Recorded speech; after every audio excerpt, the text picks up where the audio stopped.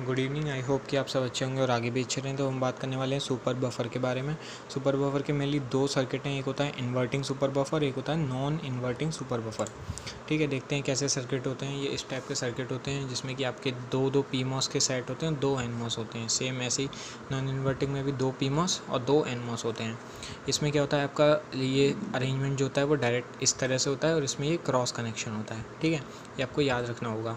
ठीक, late suppose कि यहाँ पर आपका अगर हमने 1 दे दिया है, इनपुट पर एक पल्स दी है जिसमें आपका मान लीजिए 1 जा रहा है अभी लॉजिक, तो क्या होगा, आपका ये वाला और ये वाला दोनों NMOS ऑन हो जाएंगे और आपका जो आउटपुट है वो आपका 0 हो जाएगा। बट इसके केस में क्या होता है कि मान लो आपने अगर यहाँ पर 0 दिया है तो आपका क्या होगा, ये वाला NMOS तो ऑफ रहेगा, बट 0 यहाँ से यहाँ जाकर इस PMOS को ऑन कर देगा और आपका VDD से आउटपुट कनेक्टेड हो जाएगा। बट लेट सपोज़ कि आपका यहाँ पर 1 दिया है, आपने अगर 1 दिया है तो ये NMOS जो है ये आपका ऑन होगा और ये इस PMOS पर कोई इफेक्ट नहीं पड़ेगा। अगर ये ऑन हो गया तो इसका मतलब क्या है, आपका VSS जो है वो इस पाथ के थ्रू यहाँ पहुँच गया।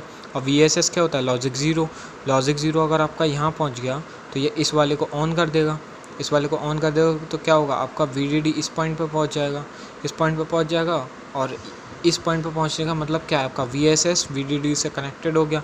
इसका मतलब क्या है कि आपका जो लॉजिक है वो 0 हो जाएगा।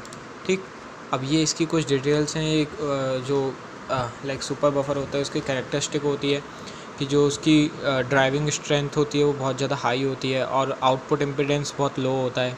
प्रोपोगेशन डिले जो होता है वो भी लो होता है।